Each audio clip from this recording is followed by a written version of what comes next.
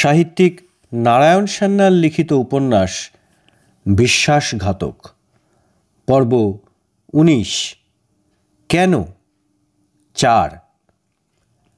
বুনো পন্টিকারভোর চাকরি শেষ পর্যন্ত হলো না প্রফেসর কার্লের ঐকান্তিক প্রচেষ্টা সত্ত্বেও। তবু একটা ব্যবস্থা হলো প্রফেসর কার্লের সুপারিশেই। লিভারপুল ইনস্টিটিউট ওকে একটা ভালো চাকরির অফার দিল। পারমাণবিক শক্তি কেন্দ্রে নয়, পদার্থবিজ্ঞানীর মামুলি কাজ, তবে মাহিনাটা ভালো। ব্রুনো এক কথায় রাজি হয়ে গেল, ধন্যবাদ জানালো প্রফেসরকে। তৎক্ষণাৎ সে লিভারপুল কর্তৃপক্ষকে জানালো অনতিবিলম্বেই সে ওই চাকরিতে যোগ দেবে, তবে তার আগে সে একবার ইটালিতে যেতে চায়। মিলানে আছেন তার বৃদ্ধ পিতামাতা। যুদ্ধান্তে তাদের সঙ্গে সাক্ষাৎ হয়নি। ওই সঙ্গে সে একবার সুইডেনেও যেতে চায় সস্ত্রীক। সুইডেনের রাজধানী স্টকহোম হচ্ছে ব্রুনোর শ্বশুরবাড়ি। সেখানে আছেন ফ্রাউ পন্টিকারভোর পিতা মিস্টার নর্ডব্লম এবং তার স্ত্রী। দিন ১৫র ব্যাপার। এছাড়া সুইজারল্যান্ডের শ্যামনিতে একটি বিজ্ঞানী কংগ্রেস থেকে সে আমন্ত্রণ পেয়েছে, সেখানেও যেতে হবে একবার ফেরার পথে। সব মিলিয়ে প্রায় ৩ সপ্তাহ। লিভারপুল কর্তৃপক্ষ রাজি হলেন। চাকরিটা তাঁরা মাসখানেক খালি রাখবেন। ব্রুনো কন্টিনেন্ট যাবার জন্য তৈরি হয়। আর্নল্ড ইতিপূর্বেই খবর পেয়েছে ব্রুনো পন্টিকারভো একজন সন্দেহভাজন ব্যক্তি, কিন্তু তার বিরুদ্ধে কোনো প্রত্যক্ষ অভিযোগ নেই, কোনো প্রমাণ নেই। ব্রুনো ন্যাচারালাইজড ব্রিটিশ প্রজা। ইটালিতে তার বাবা মা এবং সুইডেনে শ্বশুর শাশুড়ি আছেন। ইউরোপ ভ্রমণের পাসপোর্টও আছে তার, আছে ওইসব দেশের ভিসা। তাকে আটকানোর কোনো প্রশ্নই ওঠে না। তাছাড়া সে তো কিছু পালিয়ে যাচ্ছে না, যাচ্ছে মাত্র ১ মাসের জন্য। তার টিকি বাঁধা আছে লিভারপুলে। বাবা, চাকরি বলে কথা। অধ্যাপক কার্ল ব্রুনোর জন্য একটি বিদায় ভোজের আয়োজন করলেন। ব্রুনো আপত্তি করেছিল, বলেছিল আমি তো মাত্র ১ মাসের জন্য যাচ্ছি প্রফেসর, বিদায় ভোজ কিসের? তা কেন, তুমি তো হারওয়েলে আর ফিরছ না, ফিরছ লিভারপুলে। তা বটে। এই বিদায় ভোজে ঘটল পরপর ২টো ঘটনা, যাতে চঞ্চল হয়ে উঠল আর্নল্ড। প্রথম ঘটনা ঘটল টেনিস কোর্টে।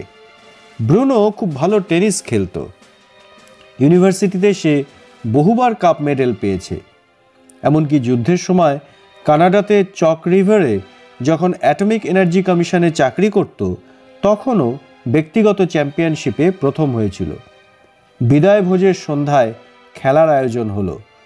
শেষ গেমটা খেললেন মিসেস সেলিগম্যান আর ব্রুনো। ব্রুনোই জিতল। প্যাভিলিয়নে ফেরার পথে ব্রুনো হঠাৎ বললে, কে বলতে পারে আবার হয়তো একদিন আমরা খেলব, সেদিন আপনি জিতবেন। মিসেস সেলিগম্যান থমকে দাঁড়িয়ে পড়েন, বলেন, মানে? আমরা তো আবার খেলব নিশ্চয়ই, ১ মাস পরেই। আপনি এমনভাবে বললেন কথাটা। উচ্চৈঃস্বরে হেসে ওঠে ব্রুনো, সামলে নিয়ে বলে, এসব কথা একটু রোম্যান্টিক গলায় বললেই শুনতে ভালো লাগে নাকি? এতক্ষণে মিসেস সেলিগম্যানও হেসে ফেললেন। দ্বিতীয় ঘটনা ঘটল রাত্রে খাবার সময়। সবাই যখন আনন্দ উৎসবে মগ্ন, তখন রোনাটার হঠাৎ খেয়াল হলো হেলেনা খানা কামরায় নেই। রোনাটা একটু অবাক হয়ে বেরিয়ে এলো ঘর থেকে বারান্দায়। সেখানেও হেলেনা নেই। একটু খোঁজ করতেই দেখা গেল হেলেনা নিজের ঘরে চুপ করে বসে আছে, তার চোখ দুটো ভেজা। তুমি এখানে? মুহূর্তে হেলেনা নিজেকে সামলে নেয়, রুমালে মুখটা মুছে নিয়ে বললে, কিছু নয়, চলো ও ঘরে যাই। ঘটনাটা সামান্য, তবুও অদ্ভুত। মিসেস ব্রুনো যাচ্ছে বেড়াতে ইটালি আর সুইডেনে। তাহলে ২৫শে জুলাই ওরা রওনা হয়ে গেল। ডানকার্ক হয়ে প্রথম যাবে সুইজারল্যান্ডে, সেখান থেকে ইটালি। ওরা যেদিন রওনা হয়ে গেল, ঠিক তার পরের দিন ২৬ তারিখ আর্নল্ডের কাছে এসে পৌঁছল একটা কেবলগ্রাম সুদূর মার্কিন মুলুক থেকে। কোড মেসেজে FBI স্কটল্যান্ড ইয়ার্ডকে জানাচ্ছে, অনুমান করার যথেষ্ট কারণ দেখা যাচ্ছে যে ব্রুনো পন্টিকারভোই আসলে ডগলাস। তাকে অবিলম্বে গ্রেপ্তার করুন। প্রমাণাদি পাঠাচ্ছি। তার বার্তা যখন এসে পৌঁছলো তখন ব্রুনো সপরিবারে চলেছে সুইজারল্যান্ড ছেড়ে ইটালির দিকে। একটু ঘুরপথে দেশ দেখতে দেখতেই যাচ্ছে। ব্যস্ততা কি, তাকে তো আর বাঘে তাড়া করেনি। অস্ট্রিয়ার ইন্সবার্গের কাছাকাছি এসে ইন নদীর অববাহিকা ধরে চলেছে সে ব্রেনার পাসের দিকে, যেখানে এককালে দেখা হতো হিটলার আর মুসোলিনির। স্কটল্যান্ড ইয়ার্ডের অভিজ্ঞ গোয়েন্দা স্কার্ডেন রওনা হয়ে গেল প্লেনে। ব্রুনো ক্রমাগত দেশ থেকে দেশান্তরে যাচ্ছে। বিদেশে তাকে গ্রেপ্তার করা সহজ নয়। বিদেশে তাকে গ্রেপ্তার করতে হলে সে দেশের অনুমতি চাই। তবে ব্যস্ত হওয়ার কিছু নেই। ব্রুনোর জন্য খাঁচা বানানো রয়েছে লিভারপুলে। পাখি খাঁচায় ফিরে আসবেই, তখনই ঝাঁপ বন্ধ করতে হবে। স্কার্ডেনের ওপর আদেশ ছিল শুধু নজর রেখো সে যেন সাম্যবাদ ঘেঁষা কোনো দেশে না যায়। সেই সব দেশে যাওয়ার ছাড়পত্র ছিল না ব্রুনোর পাসপোর্টে। ব্রুনো সপরিবারে মিলানে এসে পৌঁছলো 12ই আগস্ট। বাবা মার সঙ্গে দেখা করল। মিলানের দ্রষ্টব্য জিনিসগুলি দেখালো স্ত্রীকে। স্কালা, মিলান গির্জা, লিওনার্দোর লাস্ট সাপার। জেমস স্কার্ডেন এখানেই তার সন্ধান পায়। টুরিস্টের বেশে সে বরাবরই ছিল কাছে কাছে। এরপর ব্রুনো চলে যায় সিসেরোতে। সেখানে 22শে আগস্ট স্কার্ডেন দেখল কি একটা উৎসব হচ্ছে। কি ব্যাপার? শোনা গেল ব্যাপার এমন কিছু গুরুতর নয়। ব্রুনো পন্টিকার্ভোর সেটা 37তম জন্মদিন। তার পরদিন ওরা চলে এলো রোমে। ছায়ার মতো অনুসরণ করে চলেছে স্কার্ডেন, তবে বারে বারে ভোল পাল্টাচ্ছে। মিলানে সে ছিল আমেরিকান ট্যুরিস্ট, চোখে চশমা, দাড়ি গোঁফ কামানো। আর রোমে সে হচ্ছে ফরাসি চিত্রকর, এক মাথা চুল, এক মুখ দাড়ি, চোখে গগলস, হাতে রং তুলি, ইজেলের ব্যাগ। ব্রুনো অথবা হেলেনা যেন লক্ষ্য না করে একজন লোক ক্রমাগত তাদের পিছন পিছন ঘুরছে। মিলানো থেকে মিসেরো, সেখান থেকে রোম। 29শে আগস্ট ব্রুনো সস্ত্রীক রোমের সিটি অফিসে এলো একদিন, স্ক্যান্ডিনেভিয়ান এয়ারওয়েজের বুকিং কাউন্টারে। সেখানে গিয়ে সে জিজ্ঞাসা করল সুইডেনের রাজধানী স্টকহোমে যাওয়ার ভাড়া কত। ব্রুনো নিশ্চয়ই খেয়াল করেনি কিউ সরীসৃপে ঠিক ওর পিছনেই দাঁড়িয়েছিল একজন ফরাসি আর্টিস্ট। চাপ দাড়ি, চোখে গগলস, মাথায় বাউলার হ্যাট। বুকিং ক্লার্ক কি জবাব দিল তা শুনতে পেল না স্কার্ডেন, কিন্তু দেখল ব্রুনো তার ওয়ালেট খুলে নোট বার করছে। ঠিক এই সময় হেলেনা তার স্বামীর জামার হাতটা ধরে টানল, কি যেন বলল জনান্তিকে।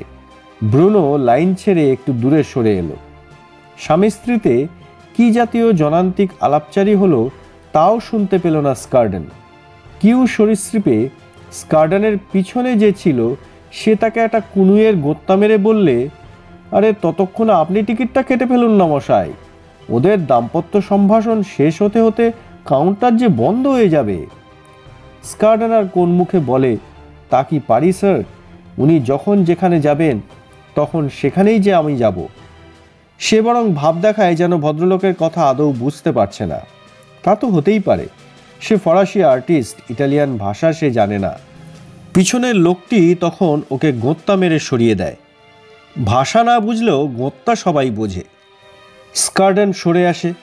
ভদ্রলোক তখন তার টিকিট কাটে। ইতিমধ্যে কথাবার্তা সেরে ব্রুনো ফিরে এলো কাউন্টারে। বলল, 4খানা স্টকহোমের টিকিট দিন, টুরিস্ট ক্লাস, আমার, স্ত্রীর আর বাচ্চাদের। আমারটা হবে রিটার্ন টিকিট। হিসেব করে কাউন্টারের লোকটি বলল, সব শুদ্ধ $602। ব্রুনো তার ব্যাগ খুলে 7খানা করকরে $100 নোট বার করলে। লোকটা বললে, $2 খুচরো দিন। ওয়ালেট হাতড়ে ব্রুনো বললে, দুঃখিত, খুচরো নেই। কথাবার্তা আদ্যন্ত হচ্ছিল ইটালিয়ান ভাষায়। ফরাসি চিত্রকরটির বোঝার কথা নয়, কিন্তু সে মনে মনে হাসল। দুটি ব্যাপারে খুশি হয়েছে সে। প্রথমত ব্রুনো নিজের রিটার্ন টিকিট কাটল, দ্বিতীয়ত বেশ বোঝা যাচ্ছে সে কোন সূত্র থেকে ডলার পাচ্ছে। অঢেল টাকার মালিক আমেরিকান ট্যুরিস্ট ছাড়া সচরাচর এমন $100 করকরের নোট কেউ বার করে না। ভাঙানি $98 নিয়ে ব্রুনো চলে যেতেই স্কার্ডেন এগিয়ে এলো কাউন্টারে। টিকিট কাটল স্টকহোমের। একই দিনের, একই প্লেনের। 1 সেপ্টেম্বর SAS প্লেনে মিউনিক কোপেনহেগেন হয়ে সপরিবারে ব্রুনো এসে পৌঁছল স্টকহোমে। প্লেন থেকে নেমে এয়ার টার্মিনালে এলো ওরা। ছায়ে বানুগতা যথারীতি ফরাসি চিত্রকর ভদ্রলোকও। মালপত্রগুলি তখনও এসে পৌঁছায়নি। ব্রুনো ট্যাগ হাতে মালের জন্য প্রতীক্ষা করছে। স্কার্ডান ওর থেকে হাত তিনেক দূরে একটা বুক স্টলে দাঁড়িয়ে অন্যদিকে ফিরে সিগারেট খাচ্ছে আর ফরাসি ম্যাগাজিনের পাতা উল্টাচ্ছে। হঠাৎ একটা কথায় চমকে উঠল স্কার্ডান। ব্রুনোর বড় ছেলে ইটালিয়ান ভাষায় প্রশ্ন করল, মাম্মি, এটাই কি রাশিয়া? ব্রুনো হঠাৎ ধমক দিয়ে উঠল, বকবক করো না, চুপ করে দাঁড়িয়ে থাকো। স্কার্ডান তখন মনে মনে ভাবছে, ওর চমকটা কি লক্ষ্য করেছে ব্রুনো? নিশ্চয়ই নয়। সে তো 1 সেকেন্ডের 10 ভাগের 1 ভাগ সময় মাত্র চমকে চোখ তুলে তাকিয়েছে ওর ছেলের দিকে। ব্রুনো নিজেও নিশ্চয়ই চমকে উঠেছিল। সে খেয়াল করবে না। তাছাড়া ব্রুনো স্কার্ডানকে হারওয়েলে কোনোদিন দেখেনি। তার উপর সে ছদ্মবেশে আছে। সর্বোপরি সে বর্তমানে ফরাসি চিত্রকর, ইটালিয়ান ভাষা জানে না। ফলে ব্রুনো নিশ্চয়ই আতঙ্কিত হবে না। হেলেনা তার স্বামীকে বললে, এয়ারপোর্ট থেকেই সোজা বাবার ওখানে চলে যাই না কেন? ব্রুনো বললে, সেটা ভালো দেখায় না। আমি ওই জন্য হোটেল কন্টিনেন্টালে আগে থেকেই ঘর বুক করে রেখেছি। হোটেলে পৌঁছে তোমার বাবাকে ফোন করব। স্কার্ডান পাকা গোয়েন্দা, কোনো ফাঁদে পা দিতে সে প্রস্তুত নয়। সে তৎক্ষণাৎ সরে যায় ওয়েটিং হলের অপর প্রান্তে। পাবলিক টেলিফোন বুথে ঢুকে পড়ে। কাঁচের ঘর, ওখান থেকে ব্রুনো পরিবারকে স্পষ্ট দেখা যাচ্ছে। নজর এড়াচ্ছে না। গাইড হাতরে বার করে হোটেল কন্টিনেন্টালের নম্বর, ডায়াল করে সেই নম্বরে। রিসেপশন ধরতেই বললে, একটু দেখে বলুন তো ডক্টর ব্রুনো পন্টিকারভোর নামে ঘর বুক করা আছে কিনা। ও প্রান্তে সুকণ্ঠী মহিলাটি বললেন, আছে। আপনি কি ডক্টর পন্টিকারভো? না না, আমি ওর একজন বন্ধু। তার সঙ্গে ওখানে আমার একটা অ্যাপয়েন্টমেন্ট আছে। বাই দ্য ওয়ে, রুম নাম্বারটা কত? 825 এবং 826। ধন্যবাদ। এবার নিশ্চিন্ত হয়ে ও বেরিয়ে আসে পথে। তখনও ব্রুনোর মালপত্র প্লেনের গর্ভ থেকে ওখানে এসে পৌঁছয়নি। একটা ট্যাক্সি নিল স্কার্ডান। বললে, হোটেল কন্টিনেন্টাল। ওখানেই উঠল সে। 8 তলাতেই ঘর পেল, 811। এটা 826-এর ঠিক উল্টো দিকে এবং রাস্তার দিকে। মালপত্র নিয়ে ঘরে চলে গেল স্কার্ডান। ঘরটা বন্ধ করে গিয়ে বসলো জানলার ধারে, যেখানে বসে হোটেলের প্রবেশপথটা দেখা যায়। সুটকেস থেকে বাইনোকুলারটা বার করল। যতক্ষণ ব্রুনো পরিবার হোটেলে এসে না পৌঁছাচ্ছে ততক্ষণ ও নিশ্চিন্ত হতে পারছে না। অবশ্য চিন্তা করার কিছু নেই, এখানেই ঘর রিজার্ভ করা আছে তার। ঘণ্টাখানেক অপেক্ষা করে কেমন যেন সন্দিগ্ধ হয়ে পড়ে স্কার্ডান। ব্যাপার কি? ঘরে তালা মেরে সে নেমে এলো রিসেপশনে। কাউন্টারে যে মেয়েটি ছিল তাকে প্রশ্ন করে, ডক্টর ব্রুনো পন্টিকারভোর নামে কোনো রিজার্ভেশন আছে? মেয়েটি একটি রেজিস্টার দেখে বলল, আছে, 2খানা ঘর, 825 এবং 826। আজই তার আসার কথা। এয়ারপোর্ট থেকে তিনি ফোনও করেছেন, এখনই আসছেন বললেন। ধন্যবাদ। আচ্ছা, কতক্ষণ আগে তিনি ফোন করেছেন বলুন তো? ধরুন ঘণ্টাখানেক আগে। ডক্টর ব্রুনো কি নিজেই ফোন করেছিলেন না তার বন্ধু? বন্ধু আগে করেছিলেন, তার মিনিট 15 পরে ডক্টর নিজেই ফোন করেন। স্কার্ডান নিশ্চিন্ত হয়ে নিজের ঘরে ফিরে এলো। কিন্তু এ কি, আরও ঘন্টা 2 কেটে গেল, ব্রুনো এলো না। এবার আর কাউন্টারে গিয়ে খোঁজ নিতে সাহস হলো না। বেশি কৌতূহলী হলে চিহ্নিত হয়ে পড়বে। ফোন করলো পরপর 825 এবং 826 নম্বর ঘরে। 2 জায়গাতেই ফোন বেজে গেল, কেউ ধরল না। অর্থাৎ ওর নজর এড়িয়ে কোনো অসতর্ক মুহূর্তে ব্রুনো পরিবার আসেনি। এতক্ষণে একটু নার্ভাস হয়ে পড়েছে স্কার্ডান। চাকরির রেকর্ডে তার দাগ পড়েনি ইতিপূর্বে। এমন হাতের মুঠো থেকে শিকার ফসকালে সে মুখ দেখাবে কি করে? কিন্তু ওরা যাবে কোথায়? তবে নিশ্চয়ই মিসেস ব্রুনোর পীড়াপিড়িতে শেষ পর্যন্ত হয়তো মত বদলেছে ব্রুনো, সোজা চলে গেছে শ্বশুরবাড়ি। এমনও হতে পারে ওর শ্বশুর হয়তো এয়ারপোর্টে গিয়েছিলেন, দেখা হয়ে গেছে, মেয়ে জামাইকে পাকড়াও করে নিয়ে গেছেন। এইটাই একমাত্র সমাধান। স্কার্ডান ঘড়ির দিকে তাকায়। রাত 11টা, অর্থাৎ ইতিমধ্যেই 4 ঘন্টা হয়ে গেছে। টেলিফোন ডাইরেক্টরি হাতড়ে বার করলো, একটা নাম্বার ডায়াল করলো। মহিলা কণ্ঠে কেউ বললেন, হ্যালো। ইটালিয়ান ভাষায় স্কার্ডন বলে, মিস্টার নর্ডব্লমের বাড়ি? হ্যাঁ, মিসেস নর্ডব্লম বলছি। কাকে চান? দেখুন, আপনি আমাকে চিনবেন না, আমি ডক্টর ব্রুনোর একজন বন্ধু। সে আমাকে লিখেছে আজ সে এখানে আসবে। হ্যাঁ, আমরাও তো তাই জানি। ব্রুনো একা নয়, তার সপরিবারে আসার কথা, কিন্তু তারা তো এখনো এসে পৌঁছায়নি। কিন্তু রুম সার্ভিস তো ঠিক সময়ই এসেছে, সে তো ঘন্টা 4 হলো। তবে বোধহয় কোনো হোটেলে উঠেছে। আপনার নামটা বলুন, ও এলে বলবো। কিছু মনে করবেন না, তাকে একটা সারপ্রাইজ দিতে চাই। সে এলে দয়া করে ওকে বলবেন না যে আমি ফোন করেছিলাম। ও আচ্ছা আচ্ছা, তবু আপনার নাম্বারটা বলুন, ও এলে আপনাকে রিং করব। আমি একটা পাবলিক বুথ থেকে ফোন করছি আসলে। আপনি কাল সকালে নিজেই ফোন করব বরং। শুভরাত্রি। কিন্তু রাত্রিটা বোধহয় শুভ নয়। ও তৎক্ষণাৎ বেরিয়ে পড়ল হোটেল থেকে। ট্যাক্সি নিয়ে চলে এলো এয়ারপোর্ট। সমস্ত ব্যাপারটাই কেমন যেন ধোঁয়াটে লাগছে। ওখানকার সিকিউরিটি অফিসারকে আত্মপরিচয় দিল, তার সাহায্য চাইল। আন্তর্জাতিক সৌজন্যের খাতিরে সিকিউরিটি অফিসার ওকে সাহায্য করতে রাজি হলেন। রাত 7টার পর যেসব যাত্রীবাহী প্লেন বিমানবন্দর ত্যাগ করেছে তার তালিকাটি দেখাই হলো প্রথম কাজ। বেশি খুঁজতে হলো না। দেখা গেল রাত 9টার একটা প্লেনে ডক্টর ব্রুনো স্বনামে টিকিট কেটে সপরিবারে হেলসিঙ্কি চলে গেছেন। ফিনল্যান্ড যাবার পাসপোর্ট ছিল তার। সর্বনাশ! পরবর্তী প্লেনে স্কার্ডন চলে গেল হেলসিঙ্কি। বৃথাই।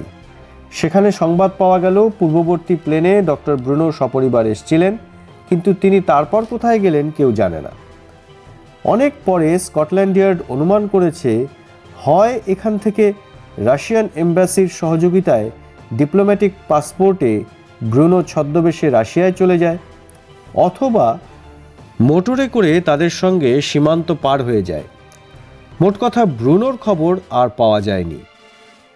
অ্যালান নান মেয়ে ধরা পড়ল, আর ব্রুনো পন্টিকার্ভো এ কাহিনীর 2 নম্বর গুপ্তচর ডগলাস হাওয়ায় মিলিয়ে গেল। 7 বছর পরে প্রাভেদায় প্রকাশিত একটি প্রবন্ধে ব্রুনোর অন্তর্ধান রহস্যে শেষ যবনিকাপাত ঘটল। জানা গেল ব্রুনো বহাল তবিয়তে মস্কোতে একটি বৈজ্ঞানিক গবেষণা কার্যে নিযুক্ত আছেন। হেলেনার সঙ্গে তার বাপ মায়ের আর কোনোদিন সাক্ষাৎ হয়নি। নিঃসন্দেহে ব্রুনো বুঝতে পেরেছিল তাকে সন্দেহ করছে FBI এবং স্কটল্যান্ড ইয়ার্ড। লিভারপুলে চাকরি নেওয়া, শ্যামনিতে কনফারেন্সে যাবার প্রতিশ্রুতি, রোমে রিটার্ন টিকিট কাটা, স্টকহোমের হোটেলে 2খানি ঘর ভাড়া করা, সবই তার দীর্ঘমেয়াদী পলায়ন প্রকল্পের প্রস্তুতি। নিঃসন্দেহে সে মিলানের আমেরিকান ট্যুরিস্ট এবং রোমের ফরাসি আর্টিস্টটিকে চিহ্নিত করেছিল। আর সেই জন্যেই সে স্টকহোম এয়ারপোর্টে স্ত্রীকে উচ্চকণ্ঠে জানিয়েছিল তার হোটেলের নাম। স্কটল্যান্ড ইয়ার্ডের পাকা গোয়েন্দার নাকে ঝামা ঘষে দিয়ে যেভাবে সে পালালো, সেটা গোয়েন্দা গল্পেই সম্ভব, যদিও এটা আদ্যন্ত বাস্তব ইতিহাস। ব্রুনো বোধ করি আর একটা প্রমাণ রেখে গেল ফাইনম্যানের সেই ঋষিবাক্যটি, E=mc²।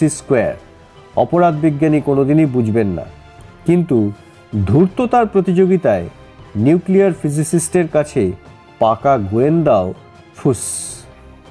অ্যালেক শেষ হয়েছে, ডগলাস শেষ হলো। এবার বাকি রইল পালের গোদা, ডেক্সটার। তার কথাই বলি।